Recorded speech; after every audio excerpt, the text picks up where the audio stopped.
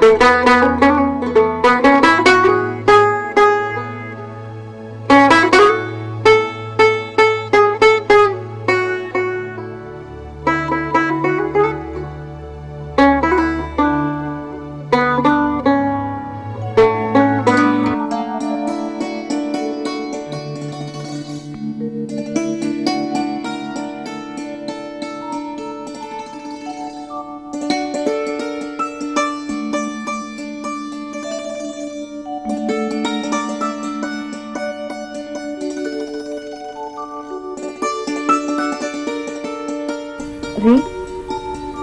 ರೀ ಹಾಲು ತಗೊಳ್ಳಿ.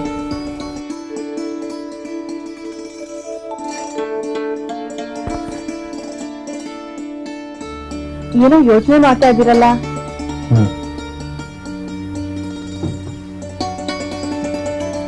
ಲಕ್ಷ್ಮಿ, ಯಾಕೆ ಹೋಗ್ತಾ ಇದೀಯಾ? ನಾನು ಇಲ್ಲೇ ಇದ್ರೆ ನಿಮ್ ಯೋಚನೆಗೆ ಭಂಗ ಆಗ್ಬೋದು ಅಂತ. ಏನೂ ಆಗಲ್ಲ, ಕೂತ್ಕೋ.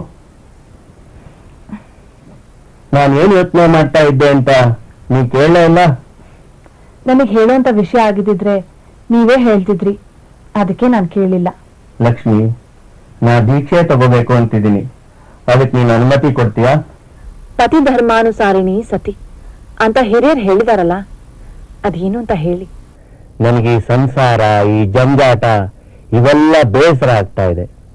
ಹಾಗಾದ್ರೆ ನನ್ನಿಂದ ತಪ್ಪೇನಾದ್ರೂ ಆಯ್ತೆ?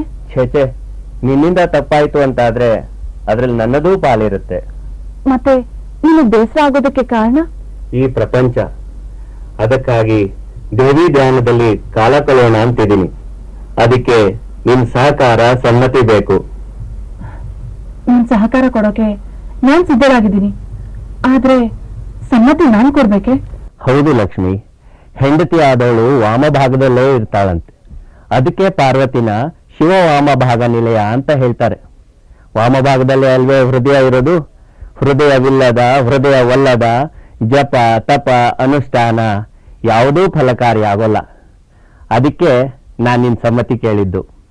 ನಿಮ್ ಹೃದಯದಲ್ಲಿ ನಾನಿದ್ರೆ ನಾನು ಧ್ಯಾನದಲ್ಲಿ ಫಲ ನನ್ಗೂ ಸಿಗತ್ತೆ ಅಂತಿದ್ರಲ್ಲಿ ನಾನ್ ಬೇಡ ಅಂತ ನೀನು? ಖಂಡಿತ ನಿಮ್ ಧ್ಯಾನಕ್ಕೆ ನಾನು ಅಡ್ಡಿ ಆಗೋದಿಲ್ಲ. ಸಂತೋಷ ಲಕ್ಷ್ಮಿ, ನನ್ನ ಮನಸ್ಸಿಗೆ ಈಗ ನೆಮ್ಮದಿ ಆಯ್ತು. ನಿನ್ನ ಆಸೆ, ಆಶಯ ಎರಡೂ ಒಳ್ಳೇದೆ. ಆದ್ರೆ ಈ ಪರಿಸ್ಥಿತಿಯಲ್ಲಿ ಇದು ಸಾಧ್ಯನಾ ಅಂತ. ಇದ್ರಲ್ಲಿ ಪರಿಸ್ಥಿತಿ ಏನಿದೆ ಗುರುಗಳೇ? ಆಗ ಚಿಕ್ಕ ವಯಸ್ಸಿನಲ್ಲೇ ನಾನು ಧ್ಯಾನ ಮಾಡೋಕೆ ಮನೆ ಬಿಟ್ಟು ಹೋಗಿರ್ಲಿಲ್ವೇ? ನಿಜನಪ್ಪ, ಆಗ ನೀನು ಒಬ್ಬಂಟಿಗ. ಆದ್ರೆ ಈಗ ನಿನಗೆ ಮದುವೆ ಆಗಿದೆ, ನಿನ್ನ ಹೆಂಡತಿ ಹೊಟ್ಟೆಲಿ ನಿನ್ನ ಜೀವ ಬೆಳೀತಾ ಇದೆ. ಇಂಥ ಸಮಯದಲ್ಲಿ ಮನೆ ಬಿಟ್ಟು ಹೊರಟ್ರೆ ಹೇಗಪ್ಪ? ಹಾಗಂತ ಪಾರಮಾರ್ಥದ ದಾರಿನ ಸಾಧಿಸಬಾರ್ದು ಅಂತೀರಾ? ಸಂಸಾರಿ ಆದ್ಮೇಲೆ ಮನೆ, ಮಡದಿ, ಮಕ್ಕಳು ಅನ್ನೋ 3 ಮಕಾರಗಳಲ್ಲೇ ಕಾಲ ಕಳಿಬೇಕು ಅಂತ ಹೇಳ್ತಾ ಇದ್ದೀರಾ ಗುರುಗಳೇ? ಸಂಸಾರದಲ್ಲಿ ಇದ್ದುಕೊಂಡೇ ಸನ್ಯಾಸಿಯಾಗಿ ಬಾಳಬಹುದಲ್ಲ? ಅದು ಸಾಧ್ಯನಾ ಗುರುಗಳೇ? ಮುಳ್ಳಿನ ಹಾಸಿಗೆ ಮೇಲೆ ಹಾಯಾಗಿ ಮಲಗಲು ಸಾಧ್ಯವೇ? ಕೆಸರಿನಲ್ಲಿರೋ ಕಮಲಕ್ಕೆ ಕೆಸರು ಅಂಟತ್ತ ಹಾಗೆ ತನು ಶುದ್ಧಿ, ಮನಶುದ್ಧಿ ಇದ್ರೆ ಯಾವ ಅಶುದ್ಧವೂ ನಮ್ಮ ಹತ್ರ ಬರಲ್ಲ. ಈಗ ನಾನೇನ್ ಮಾಡ್ಬೇಕು ಹೇಳಿ? ದೀಪ ತನ್ನ ಕೆಳಗೆ ಕತ್ತಲು ತುಂಬಿಕೊಂಡ್ರು ಸುತ್ತಲೂ ಬೆಳಕು ನೀಡೋಲ್ವೇ? ಹಾಗೆ ನೀನು ಈ ಮಾಯಾ ಸಂಸಾರದ ನೆರಳಲ್ಲಿ ಇದ್ದುಕೊಂಡೇ ಜ್ಞಾನದ ಬೆಳಕನ್ನು ಹರಡಬಹುದಲ್ಲ. ಅಂದರೆ ನೀನು ಎಲ್ಲೇ ಧ್ಯಾನ ಮಾಡಿದರೂ ಪಂಚಭೂತಗಳ ಪರಿಧಿಯಲ್ಲೇ ಇರಬೇಕು. ಆದ್ದರಿಂದ ಈ ಊರಿನಲ್ಲೇ ಈ ಜನರ ನಡುವೆ ಇದ್ದುಕೊಂಡು ಅಂತರ್ಧ್ಯಾನ ಮಾಡಬಹುದು. ಅದಕ್ಕೆ ಈ ಊರಿನ ದೇವಿ ಆಲಯದಲ್ಲೇ ನಿನ್ನ ಧ್ಯಾನ, ಅನುಷ್ಠಾನಗಳು ಸಾಗಲಿ. ಆಗ ಯಾರಿಗೂ ನೋವಾಗುವುದಿಲ್ಲ. ಆಯ್ತು ಗುರುಗಳೇ, ನನ್ನ ಸಮಸ್ಯೆಗೆ ಒಳ್ಳೆ ಪರಿಹಾರನೇ ತೋರಿಸಿದ್ರಿ. ಇಷ್ಟಾರ್ಥ ಸಿದ್ಧಿರ.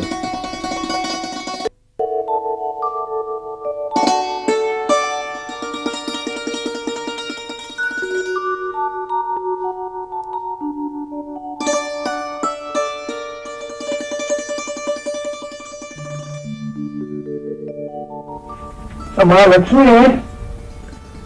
ಕುಡಿಯಕ್ಕೆ ಸ್ವಲ್ಪ ನೀರು ತಗೊಂಡಮ್ಮ.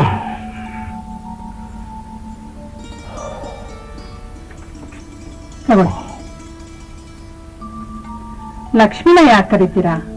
ಅವಳು ಗರ್ಭಿಣಿ. ಅವಳ ಕೈಯಲ್ಲಿ ಹೆಚ್ಚು ಕೆಲಸ ಮಾಡಿಸ್ಬಾರ್ದು ಅಂತ ಗೊತ್ತಿಲ್ವಾ? ಹೌದಲ್ಲ, ನನಗೆ ಮರ್ತೇ ಹೋಗುತ್ತೆ. ಬಾಳಂಬ ಕೈಯಲ್ಲಿ ಅವನ್ನ ಅಲ್ಲೇ ಜಮೀನಲ್ಲಿ ಇರಿಸಿ ನಾನು ಒಬ್ಬನೇ ಬಂದೆ. ಊಟ ಅವನಲ್ಲೇ ಕಳಿಸ್ಕೊಡಿ. ಅವನನ್ನು ಕರ್ಕೊಂಡ್ ಬಂದಿದ್ರೆ ಊಟ ಮುಗಿಸ್ಕೊಂಡೆ ಹೋಗ್ಬೋದಿತ್ತಲ್ಲ. ಕುಯಿಲ್ ಸಮಯದಲ್ಲಿ ಅಲ್ಲಿ ಯಾರು ಇಲ್ಲದೆ ಬಂದ್ಬಿಟ್ರೆ ಹೇಗೆ?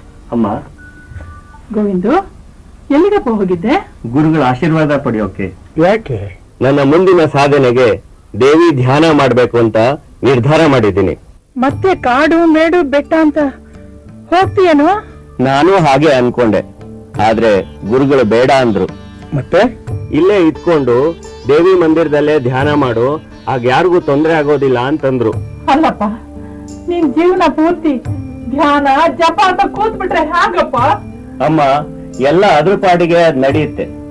ದಯವಿಟ್ಟು ನನ್ನನ್ನು ತಡಿಬೇಡಿ. ನಾನ್ ದೇವಿ ಮಂದಿರದಲ್ಲೇ ಇರ್ತೇನೆ. ನಾನಾಗೆ ಬರೋವರೆಗೂ ಯಾರು ಅಲ್ಲಿಗೆ ಬರಬೇಡಿ. ನನ್ ಧ್ಯಾನಕ್ಕೂ ಭಂಗ ತರಬೇಡಿ. ಏನ್ರಿ ಏನ್ರಿ ಇದು? ಅವನ ದಾರಿನಲ್ಲಿ ಬಿಟ್ಬಿಡೋದು ಒಳ್ಳೇದು. ಹೇಗೂ ನಮ್ ಕಣ್ಣೆದುರಿಗೆ ಇರ್ತೇನಲ್ಲ, ಇನ್ನೇನು. ಕಣ್ಣೆದ್ರಿಗೆ ಇದ್ರು. ಅಮ್ಮ, ನೀವು ಆತಂಕ ಪಡ್ಬೇಡಿ. ದಯವಿಟ್ಟು ನೀವಿಬ್ರು ನಂಗೆ ಆಶೀರ್ವಾದ ಮಾಡಿ. ಇಷ್ಟಾರ್ಥ ಸಿದ್ಧಿರಸ್ತು. ಓಂ ಶಾಕಂಭರೇ ನಮಃ. ಓಂ ಶತಾಕ್ಷೇ ನಮಃ. ಓಂ ಚಾಮುಂಡಾಯೇ ನಮಃ. ಓಂ ರಕ್ತದಂತಿಕಾಯೇ ನಮಃ. ಓಂ ಮಹಾಕಾಲ್ಯೈ ನಮಃ.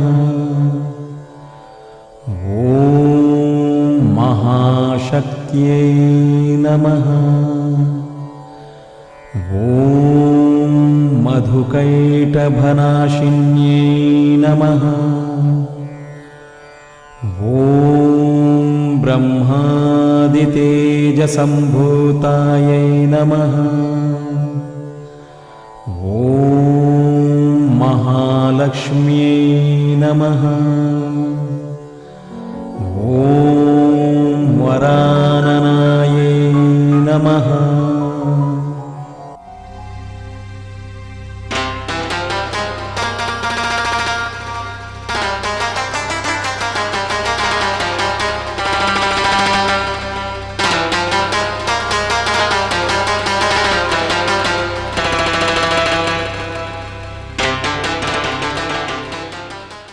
ಓಂ ಭೇರೀನಾದ ವಿನೋದಿನ್ಯೈ ನಮಃ.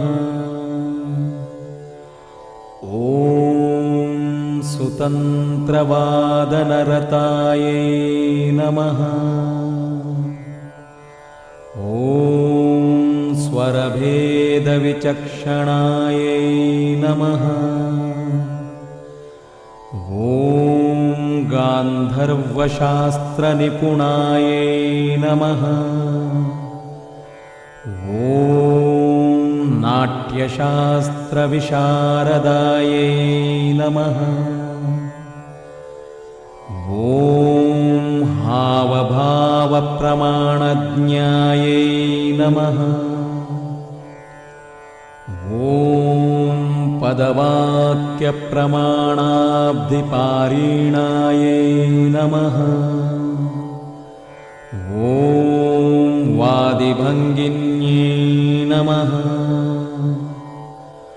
ಓಂ ಸರ್ವತಂತ್ರಸ್ವತಂತ್ರಾಯೈ ನಮಃ.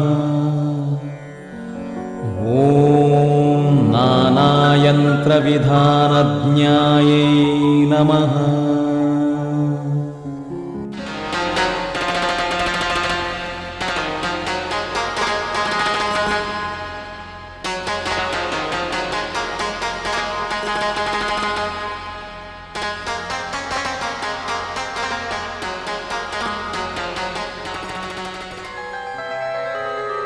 प्रातः स्मरामि तव शङ्करि वक्त्रपद्मम्.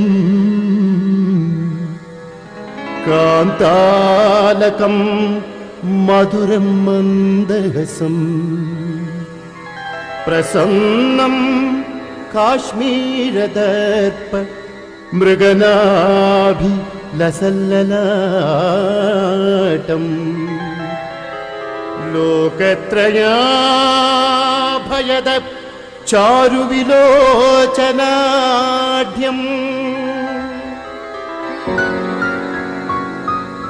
ಪ್ರಾತರ್ವದಾಮಿ ತವ ಶಂಕರಿ ದಿವ್ಯನಾಮಂ ಶಾಕಂಭರೀತಿ ಲಲಿತೇತಿ ಶತೇಕ್ಷಣೇತಿ ದುರ್ಗೇತಿ ದುರ್ಗಮ ಮಹಾಸುರನಾಶಿನೀತಿ ಶ್ರೀಮಂಗಲೇತಿ ಕಮಲೇತಿ ಮಹೇಶ್ವರೀತಿ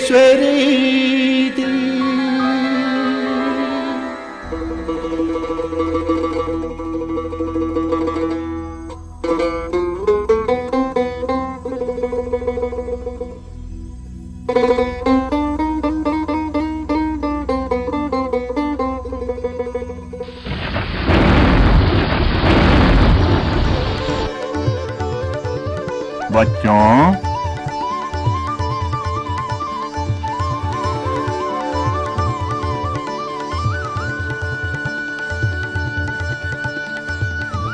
ನಿಮ್ಮಿಬ್ಬರಿಗೂ ಒಳ್ಳೆಯದಾಗಲಿ. ನಿಮಗೆ ಗಂಡು ಮಗು ಪ್ರಾಪ್ತಿಯಾಗುತ್ತದೆ. ಆ ಮಗುವಿಗೆ ಮೊಹಮ್ಮದ್ ಶರೀಫ್ ಎಂದು ನಾಮಕರಣ ಮಾಡಿ. ಅವನು ಹೆಸರಿಗೆ ತಕ್ಕಂತೆ ಶರೀಫನಾಗಿಯೇ ಪ್ರಸಿದ್ಧನಾಗುತ್ತಾನೆ. ಒಬ್ಬ ಮಹಾನ್ ಯೋಗಿಗೆ ಶಿಷ್ಯನಾಗಿ ಕೀರ್ತಿವಂತನಾಗಿ ಬಾಳುತ್ತಾನೆ.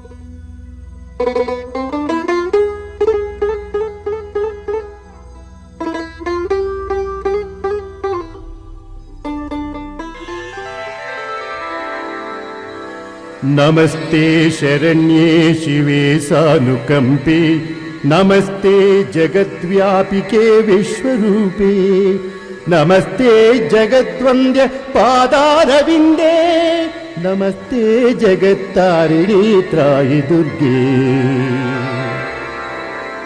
ನಮಸ್ತೆ ಜಗಚ್ಚಿಂತ್ಯಮಾನ ಸ್ವರೂಪೇ ನಮಸ್ತೆ ಮಹಾಯೋಗಿನಿ ಜ್ಞಾನರೂಪೇ ನಮಸ್ತೆ ನಮಸ್ತೆ ಸದಾನಂದ ರೂಪೇ ನಮಸ್ತೆ ಜಗತ್ತಾರಿಣಿ ತ್ರಾಹಿ ದುರ್ಗೆ ನಮಸ್ತೆ ಜಗತ್ತಾರಿಣಿ ತ್ರಾಹಿ ದುರ್ಗೆ ನಮಸ್ತೆ ಜಗತ್ತಾರಿಣಿ ತ್ರಾಹಿ ದುರ್ಗೆ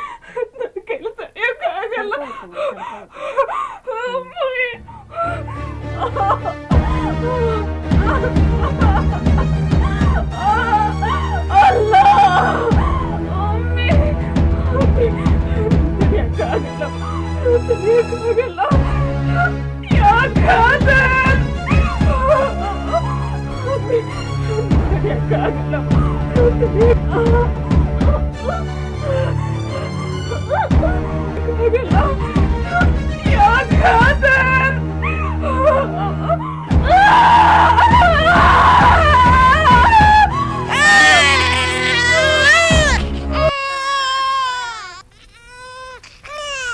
या अल्लाह, ला इलाहा इल्लल्लाह मुहम्मदुर रसूलुल्लाह।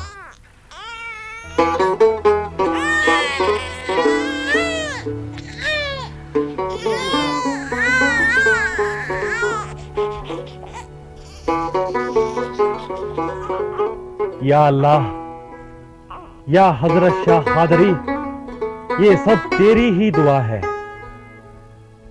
सब तेरी ही दुआ है।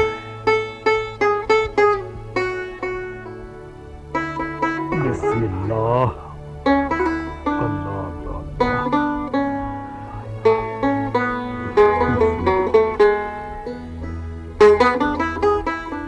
अल्लाहु अकबर, अल्लाहु अकबर, अल्लाहु अकबर, अल्लाहु अकबर।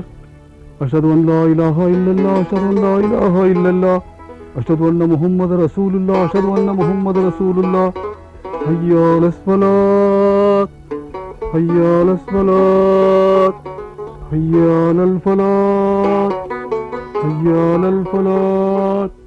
अल्लाहु अकबर, अल्लाहु अकबर, ला इलाहा इल्लल्लाह। अल्लाहु अकबर, अल्लाहु अकबर, अल्लाहु अकबर, अल्लाहु अकबर।